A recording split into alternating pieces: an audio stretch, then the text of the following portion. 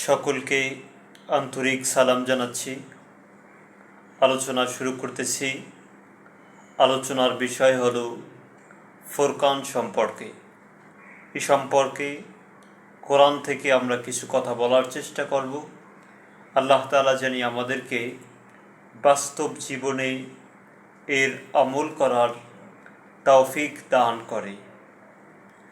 কোরআনের সূরা বাকারার ভিতরে আল্লাহ তাআলা ইরশাদ করেছেন, রমজান মাস, যে মাসে কোরআন নাজিল করা হয়েছে মানুষের হেদায়েতের জন্য, যা মানুষদেরকে সুস্পষ্ট পথ দেখায় এবং সত্য মিথ্যার পার্থক্যকারী হিসাবে। এখানে আমরা আল কোরআনের যে বিষয়টি পেয়েছি, 1 নম্বরে কোরআন হলো মানুষের জন্য হেদায়াত, 2 নম্বরে বিল বাইয়িনাত, সুস্পষ্ট বর্ণনা, 3 নম্বরে ফুরকান অর্থাৎ সত্য এবং মিথ্যার পার্থক্যকারী, ভেদাভেদকারী। সত্য কি মিথ্যা কি সেইটা, যে জিনিস পার্থক্য করে সেটাকে বলা হয় ফুরকান। ফার্ক থেকে ফুরকান। এই জন্য কোরআনের একটি বৈশিষ্ট্য, একটি গুণ হলো ফুরকান, যা মিথ্যাকে পার্থক্য করে, সত্য থেকে মিথ্যাকে আলাদা করে। এই জন্য আমরা আসি কোরআনুল কারীমের সূরা ফুরকানে।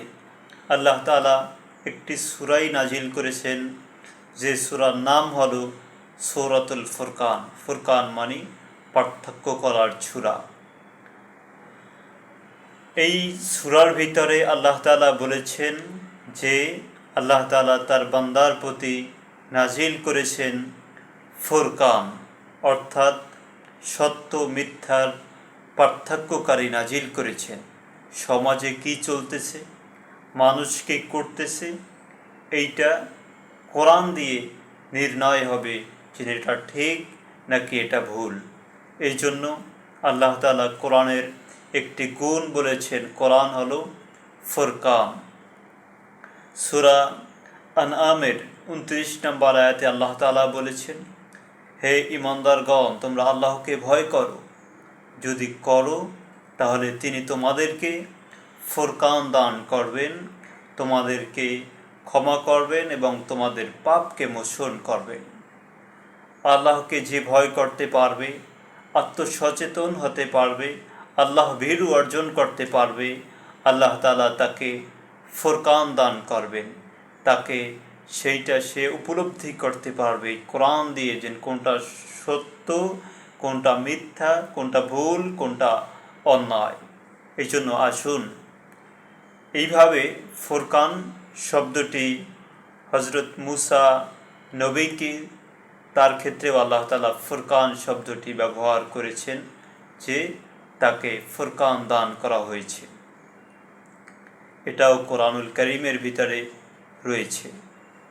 অতএব আমরা এই ফুরকান থেকে আমাদের বাস্তব জীবনে, আমাদের জীবন চলার সঙ্গী হিসাবে আমরা এটাকে হেদায়াত, পথনির্দেশ এবং ফুরকান সত্য মিথ্যার পার্থক্যকারী হিসাবে গ্রহণ করে বাকি জীবনকে আমরা আলোকিত করি, সুন্দর করি, আত্মসচেতন হই।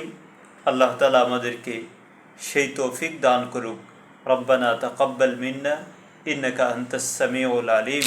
সকলকে সালাম জানাচ্ছি, শেষ করতেছি।